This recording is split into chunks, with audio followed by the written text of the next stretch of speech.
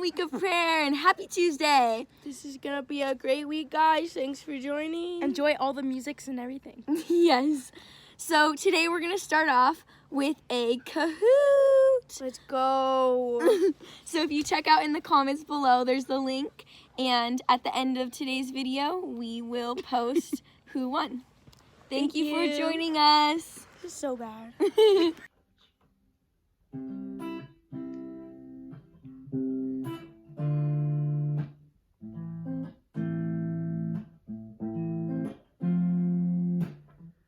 Against all hope I will believe. The raging wars you fight for peace. You have always made a way, a path of beauty you create. And I know your love is strong enough to meet me where I am. Hallelujah, you will never let me down. Hallelujah, you will never let me down. Your hope runs through my veins. Your love, it paves the way. Hallelujah, hallelujah, hallelujah.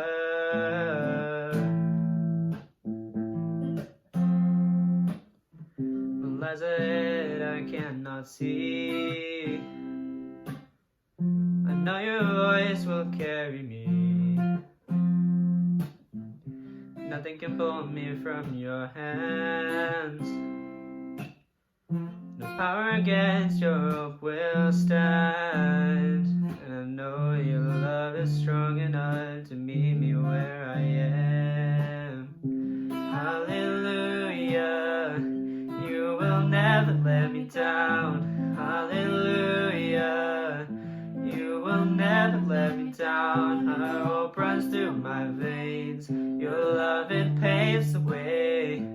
Hallelujah, hallelujah. Be the strength in us.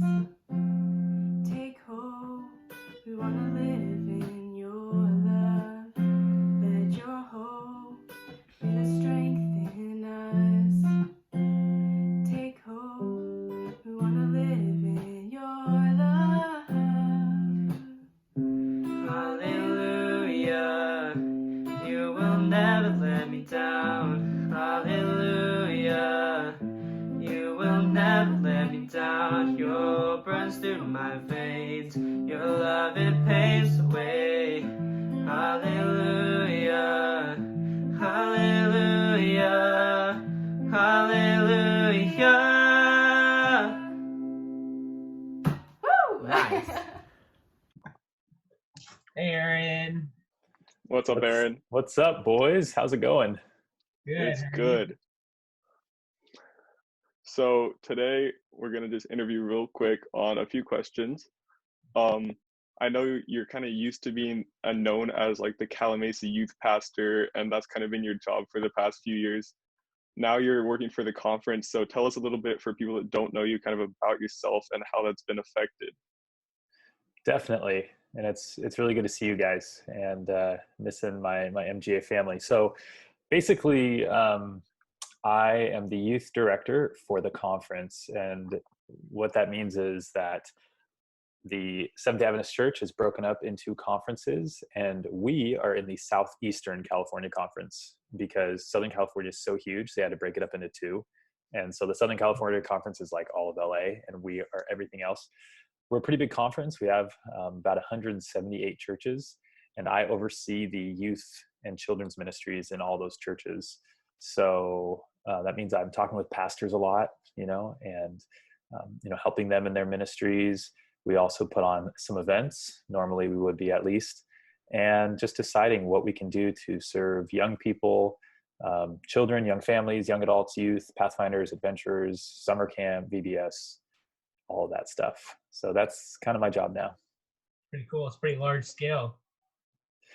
Yeah, and I mean, by saying how many churches there are, I don't want to make it seem like I'm have such a big important job. Obviously, I'm not talking to each of those churches every week, just to show that now, as opposed to working with one church, I'm kind of overseeing what many churches are doing. Uh-huh. So I'm gonna ask you, what does like a typical day look like with quarantine? Like, can you describe your day to us? Yeah. So I work in an office now. I don't work at a church anymore. And we didn't shut down for a while, not until the shelter in place happened. And once that happened and our office closed, we had to learn how to work from home. So my day, you guys, is like most of us, in front of a computer for a lot of time. But I was told, hey, some churches need content. And so I said, let's provide some content. And so I have been helping to make some videos, like many of us have, of me kind of doing this, but with some of our youth pastors. It's called At Home with Pastor Aaron. You can see it on the SECC Youth, social media channels, Instagram, Facebook, and all that, and on our YouTube. Also creating devotional videos for churches that need that. And then working with our children's pastors who have been making 45-minute Sabbath school lessons together every single week. So there's a lot of content production, but then talking with pastors on the phone, lots of emails, and of course, so many Zoom meetings, one after another. So that's kind of what the quarantine life is like for my job. Yes. Yeah, I think everyone's kind of feeling that right now with the Zoom meetings and just trying to get used to it. I heard a really good tip. I want to share it with you. Just this morning, you guys know Pastor Joe, right? The chaplain at Loma Linda. So I was on a Zoom meeting with him today, and he said that the reason we get so tired when we're on Zoom calls is that we can see ourselves. And so we're constantly like thinking about how I look and how I'm coming across. And that's really tiring. So he said to take off the self view, which you can do on Zoom. If you just click the little blue box in the top right corner of your box, you can turn off self view, and then it's more like a normal conversation and it's not as tiring. Don't know if it's true, but just a little tip. That is some good advice. I probably will use that. You were mentioning how you've been so busy staying with pastors and being all connected with like the youth. Are there anything now for your personal life that you've kind of taken up, like hobbies or anything new during this quarantine? Yeah, great question. We were talking before you hit record about how you guys are exercising, and Ryan, you're hiking and stuff. That's so cool. To be honest, I've been working quite a lot, which hasn't allowed for very much personal time. But I have found creative ways to exercise. I'm sure you can tell I'm like way buffer now than I was a few months ago. I'm just so strong, but you can see that. Yeah. No, but I've been running up and down the stairs in my house for exercise, which probably looks really weird, but I've been doing that. Been doing more cooking, still pretty bad at it, trying to get better. And doing a lot of daydreaming, just imagining playing basketball again, because I haven't in so long. Daydreaming's fun. Oh, I've been reading too. Reading a lot of books. Nice. Smart man. So like, what are some, it's kind of a general question, but what are some challenges or new challenges that you faced pastoring during quarantine? When, again, a big part of my job is being there for pastors, especially youth pastors. And they're having a hard time right now. We think of you guys, the young people. You guys are probably so tired of doing video things, because you're doing it for school and socializing. And youth pastors know that. And yet there's really not too many other ways to connect with you guys, and they want to be there for you. So they're having a hard time, and I want to be there for them. It's kind of like a chain. Yeah. And I want to be with them in person. I want to sit down over some food, give them a hug, just that person-to-person contact that God made us to need. And I can't do that. So I think I'm facing the same hardships that you all are, just missing the human contact. Yeah. Yeah, I feel that. You kind of mentioned how you've been working with pastors a lot more. Is there anything in your spiritual life that has been affected for you personally? Yeah, I really believe strongly in having like a space where you can kind of let go of everything else and just connect with God. And when you're confined to your home, it can be a lot harder to do that. Suddenly my home is also my work office. And it's been challenging, like I'm sure it has been for many of you. And yet, two things: I've created a new space where I can have kind of devotional time or just quiet time or connection with God time. And it's a space I never would have thought of before. And yet I've been able to do it. So that's been really cool. The second thing is that just going outside for a walk has so much more meaning now than it ever did before. And so going out for even like a 20-minute walk has like become a spiritual experience. Whereas before I never would have thought to do that. Yeah, it's different walking in quarantine. I feel that. So, like, what are some positives, like some positive things about this quarantine situation that you've noticed? That's a great question, Ben. So on the ministry side, pastors and churches and youth, I think, have been so creative in finding ways to keep ministry going. I mean, look at what we're doing right now. Yeah. I'm not sure exactly who thought of this. I think it's a great idea. And it's you responding to a challenge with creativity and innovation. And that's what we need in ministry. Church is not meant to just be stuck in one mode and be like that forever. Church should always be changing. It's dynamic. And sometimes we get that, and other times we need something to get us there. And I think this has caused us to think, how can we do things differently in the way we do ministry, in the way we connect with each other and with Jesus? I love that. And I hope that when things go back to normal, we're still thinking of new ways to do ministry. So that's definitely a positive. And I'd say the other one is just valuing our connection with our loved ones. You know, me not having to drive to work like so many, or you guys not having to necessarily separate to school. It's a hardship, but how much more time we had with our families. And maybe that's been difficult because you're tired of seeing each other. But I hope we take a moment to just appreciate, like, man, I've had so much more time with my sister, with my dad, whoever it may be. And that's something we can always cherish. Yeah, totally. I feel that. So we have one more question, and this is kind of more specific to like the high school people and students right now who are kind of struggling to like figure out everything right now. Do you have like one piece of advice or a few pieces of advice that you would give to them for this current situation? Yeah. Well, I'll preface it by saying that, I was asked to be a graduation speaker for the seniors this year. And I think we're still going to try to do something with that. We'll see. So if so, I may be sharing some words with the graduates. Don't want to give too much of that away, but I guess what I would say is, number one, that you all are so resilient. You truly are. And it's no secret that I believe very much in the strengths and abilities of young people. Any idea that young people, when are they going to have it figured out like the adults? I don't buy into that. We have so much to learn from you all. And one of those things is resilience. So give yourself, some credit in the morning, wake up and say, man, this pandemic is happening during my high school years. That's terrible. Man, I'm awesome for making it through this. I'm so resilient. Like, give yourself some credit as opposed to just, maybe wallowing in the hardship. At the same time, I would say if you are feeling alone, and this is for both introverts and extroverts, but maybe even stronger for extroverts, if you're just feeling like you can't take another day of this, remember that connection with other people is a basic core foundational need that we have as humans. If you look at the hierarchy of needs, and we've talked about this before, it starts with physical needs. So food, water, air, you need those to survive. The second is safety. So you need protection, you need shelter, you need to feel safe. You need that to survive. Duh. The very next thing after that is community. You need other humans in order for yourself to be healthy and survive. So if you're feeling alone, think, if I feel hungry, what do? I go get food, right? Or if I feel in danger, what do?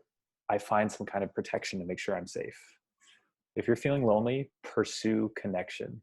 Just like you would go to the fridge and open it up to grab something to eat, text somebody, write somebody a letter, sit down with your mom and say, I just need to talk because I know I need this. Pursue that connection just like you would a meal or a glass of water if you were thirsty. I think we're all feeling that a little bit right now. So please pursue that connection. That's what comes to mind right now. I'll have to think about some more. Okay. But That's a great question. No, Awesome. that was perfect. That was awesome. I love that advice. I'm sure everyone else will too. Thank you so much, Aaron. Yeah, thank you. Have an amazing day. Good luck Hey, in quarantine. Thank you. I appreciate you guys. It's great to see you and talk with you, and to everybody watching. And I missed you all. Happy week of prayer.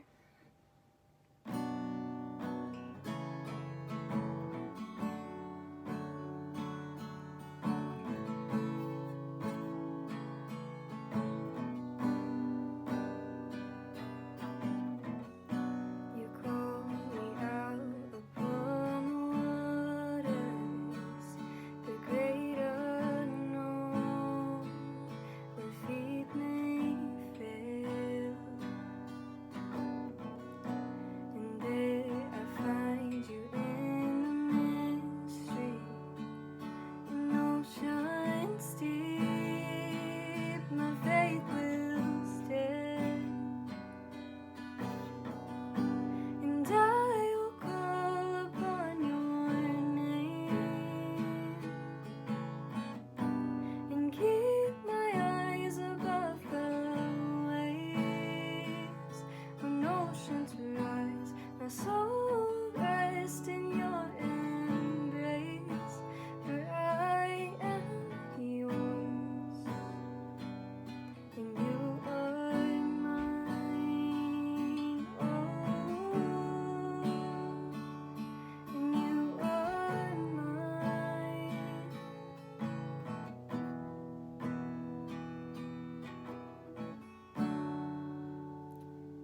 So for people that don't know you, do you want to like tell us who you are and what you do? Yes, so I am Trace Hoffer. I am a dentist in Redlands, California. We live up in Yucaipa. Our kids have gone to Mesa Grande for basically all their years in school so far. Besides Zach and he's off to Walla Walla now. But I'm a dentist, like I said, graduated Loma Linda in 1996, and I've been practicing basically in Redlands area ever since. And I have my own office. We've been in the same location for about 19 years now, and so pretty set there in Redlands. That's where my career is going to be for the rest of my life, probably. So That's awesome. Okay. And what would you say? What would you say your typical day has been looking like in this current situation now? So it's very interesting. I've never had this much time off. I've never taken more than a week or two off for vacation, and this is going on our 7th week of being out of the office. Besides seeing just emergencies, which has been fairly minimal actually.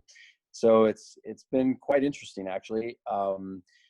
There's been some ups and downs in that as far as emotionally trying to figure out, like, where do I spend my time? Should I be spending it learning dentistry better? Should I be spending time trying to organize the office better? Should I just be at home hanging out with the family?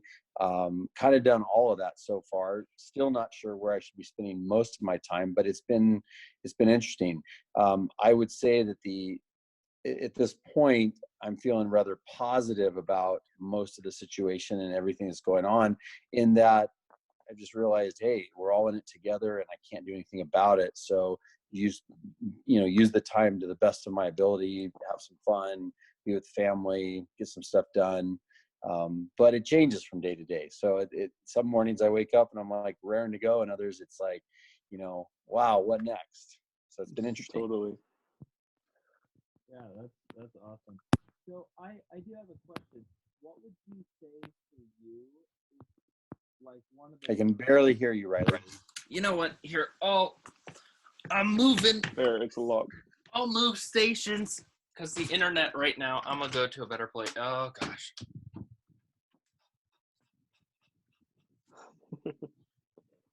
Okay. Better. Is this better? That's better. I can see you now. Oh, Yeah. awesome. Yeah. Okay. So, what would you say has been like one of the main things that's kind of helped you cope with like I know you talked about like hobbies and whatnot, but what for you has helped with like this social distancing aspect? Because like right now, the problem with a lot of people is not being able to actually interact. So what have you done that has kind of helped you with that? I think just taking the time to be with family, because even though we've had the social distance from our friends and the people we typically hang out with, we're not getting to see them. We are getting to spend quality time in a family situation, which we have not been able to do for quite some time. With Zach home from college, Maddie home from school, it's actually given us, just the foursome time that we haven't had this for years. So actually, it's been really great for that part. Okay, that's awesome. That's awesome. I will say there has been some get together with friends at some sort of distance. And I think that, with some mountain biking, some out like nature trips type of things, we've been able to see friends. We're being fairly not picky, but we're just being careful about who we see, I guess. Not trying to be too out there and doing stuff, but I have to say the family time has been what has been the most positive for us. Yeah, I think everyone's kind of feeling that right now. Yeah. And then hopefully not getting too annoyed with everyone as well. Well, I agree. I think Zach would probably would rather be back at college with his friends and, chasing the girls and that kind of stuff than hanging out with the family. But it is what it is. He's having to deal with it. I think Maddie would love to be at school with you guys, seeing each other, seeing everybody, and planning graduation. But for us, mom and dads, it's been pretty cool. All right, awesome. That's awesome. So I do have another question. So during this, you kind of talked about like some kind of having with the dental office for like emergencies of like trying to do stuff. Like how have you guys been able to have you guys tried to make like a little bit of a dent in like patients? Like how does that work? Because it seems to be very difficult, like trying to like help others and do whatever when this thing is like, you kind of want to stay away from others as much as possible. So like, how has that worked? Yeah. So, we were given advice from the California Dental Association as dentists, kind of some regulations, some things to follow. And this started March 16 was when it really started for us on a Monday. Basically saying no, we're not able to see patients for any kind of elective dentistry. In fact, they said we would only be able to see life and death emergencies, which kind of makes us laugh as dentists because there's really no such thing as life and death. But for people who are having pain or hurting, we needed to make some sort of, exceptions for those. We needed to see them. So what I did is that we've been answering the phones. I have a couple of the girls that are continuing to work very part-time, but we've been answering the phones, and we have one day a week that we just kind of schedule for whatever we need to, as far as people who can wait for that day. On that day, we've just been trying to be very careful about how many people are in the office at the same time, actually spending quite a bit of time wiping down, door handles and stuff like that, which we hadn't done before. Yeah. In dental offices, we actually are pretty good about sterilization. So not that much has changed in how we go about the regular time with the patients, but we don't have near the volume of people in the office. And I've actually found that most of the patients that, that come in are not even that concerned about it. I think they feel safe in the dental office because we are sterilizing and they're used to that. So we really have not had anybody that's complained necessarily at all. So it's been actually easy. We have had to go in a couple times other than just our one planned day, and that just means that I have kind of staff on standby, and we have to activate our little go help system and show up together and meet the patient and bring them in the office safely and take care of the situations. But we've had really nothing that's been very serious at all. Okay. So you're saying that you still are open during these times. It's just very specific on kind of who you're choosing to go out and help and open your doors to. But correct. So politically, we have to say we are closed, but we are also saying that we are open for emergencies only. So the idea is that some offices have actually ended up, I believe, staying open to some degree with the fairly regular days, claiming everything to be an emergency because they don't want patients to have toothaches or pain. So I think it's being seen differently in different offices. We chose to just close down and keep everybody at home and kind of go that route, which is, I felt like the right thing to do for our office. Yeah. How would you say, you're talking more about like the work aspect, but how do you say with churches kind of being closed now and not being able to connect with others through like the spiritual aspect, how would you say you're trying to stay connected through church and staying connected with God right now? Yeah, good point. We were laughing the other day because it's kind of hard to tell day to day what day it is. It's like with our no work and our schedule's just completely off, it's like, oh, it's Friday already and Sabbath is here tomorrow. So we've been trying to make Sabbath a different day in that, of course, Friday night to Saturday night, we've always kind of, kept that as the Sabbath. But I think being very really trying to be able to watch one of the churches on Sabbath morning has been a benefit. We were at first getting together with a couple other families to do that, but then we realized that kind of wasn't the way to go either. But just being very pointed about watching a church service on Sabbath morning, watching something or reading something on Friday night, as a family, to try to keep that Friday night Sabbath very, very special so that it doesn't slip by like all the other days in the week. Yeah, I can understand that for sure. Yeah, it was so some of the Calamasa youth we had like a leadership meeting last night, and I brought up the point of when you look at the virus and you look at kind of your schedule on a day-to-day basis, you feel super busy, but then when you look back at the entire week, it feels really empty. Of like, it's crazy, like, since the thing that takes the majority of our time is now gone, like school or work, it seems like we can do so much, and yet now there's still big gaps in what we're doing. But I agree. It's been a little hard to look back over, basically 6 weeks that I've been off and trying to just say, hey, we've really got some things accomplished during this time. I mean, yeah, my honey-do list from Miss Jen is being almost completed, but just staying focused and trying to make sure that we're using this time worthwhile, it has been a little difficult. okay.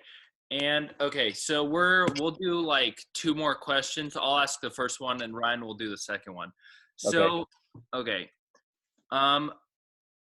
What would you say has been like the biggest thing in your life that has made this bearable of like maintaining that positive outlook? Because for many people, it's like they feel isolated from other people, or they're spending time with their family, or they're trying to spend time with God. So what for you has been like the big thing? Hi, Auntie Jen. It's his lovely wife. That's the big thing. Oh, I'm sure. Not big, just, yeah, that's been a wonderful thing. Yeah. But yeah, so what has been like the big aspect that has made you be able to stay positive? Yeah, great question. So I think this is a really great time, an example of something going on where positive is super, super important. I think staying away from the news, staying away from some of the negativity, and just choosing to be positive about this, choosing to realize that, hey, we're kind of all in this together. We got to get through it. We got to do what it takes to keep each other safe and healthy, and then just enjoying everything we can about it. I mean, I just chose early on to really not waver in the positive thing. I did say earlier that I kind of it's gone back and forth a little bit. Some days I wake up and go, wow, what's going to happen today? What's going on? But I think overall, just choosing to be positive and realize that, man, what other chance do we get as working people to have 7 weeks off? There's been some financial help, so that's kind of left businesses a little bit on the positive side as far as not just having zero income, and just choosing to look at it positive. I think that's been my thing, is just making that choice. Mhm. Yeah, I think a lot of teenagers right now are kind of scared since we've never really been in such a big crisis, and obviously no one has been in something like this before. And this is kind of, there's been, I don't know, like World War II and then Vietnam and like wars, but no one's ever been in like a virus where you just have to stay home and just everything is shut down. Do you think there's any advice you would have for high schoolers moving forward on what they could look forward to or work on? Yeah, I totally get your point because I'm seeing it within my own high schooler and my college kid, and you're right. None of us have been through this like this before, even us adults. And so I think, back to just being positive and realizing that, we do have a bigger power that holds our hand through it, that carries us through this kind of stuff.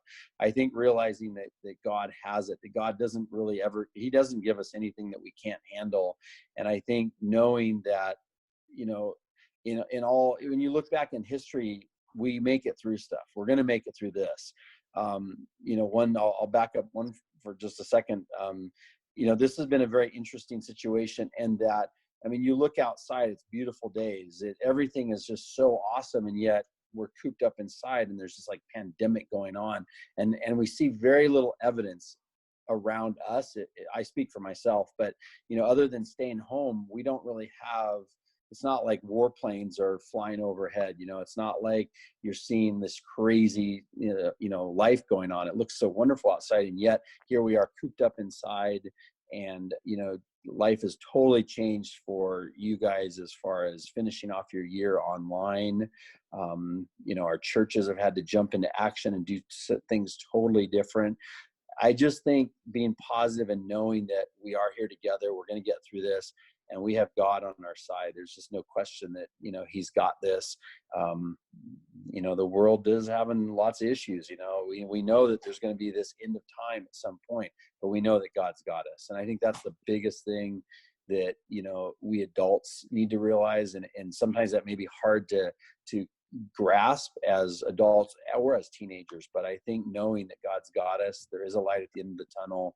We are going to get through this, and just being positive about it. Find ways to, help, make a difference in your life and somebody else around you, doing something different, being creative. Yeah, I think that for many people, I can understand why this would be such a difficult situation if you don't believe in like this higher power or a creator. It almost feels like hopeless and you don't know what to do. But I do, yeah, I truly think that having a God that is with us and he knows what's happening, he's in control of it. I really do think that is a big mental boost through this virus. Yeah. It's been interesting to see how much effort your teachers, have put into making sure there's contact with you guys, and then also your youth pastor and the churches around us and everything. I just think there's been some amazing things that we will look back on someday and go, wow, we can isolate, we can, stay home and yet still be able to come together in ways that we never took advantage of, at least like we are now, Mm-hmm. Yeah, totally. So it's pretty awesome that way. Well, thank you so much for interviewing real quick. I think everyone's going to love this. Yeah. Yeah, great job, you guys. So my favorite verse is Matthew 6:31-32. Therefore do not be anxious, saying, what shall we eat, or what shall we drink, or what shall we wear? For the Gentiles seek after all these things, and your heavenly Father knows that you provide them all. So I like this verse because I don't know, I feel like I can relate to it a lot. Like back when we were in like overseas, we'd run out of this stuff like all the time. Like we'd be super low on food, and my mom would have to make like all these weird dishes combining like all the leftovers we had in the fridge. But we'd never ever left the table hungry. God always found a way to provide. And even like drinking water, like we'd run out of drinking water because we have to filter it all, and somebody would forget to put it in the filter, and so we'd run out of that. But yeah, we were fine. And I don't know, I kind of find comfort in that God always knows what we need and will provide for us. Thanks so much for joining us, guys. Go check in the comments to go see who won the Kahoot. And we'll see you guys on Thursday. Thank you. Bye. Thank you.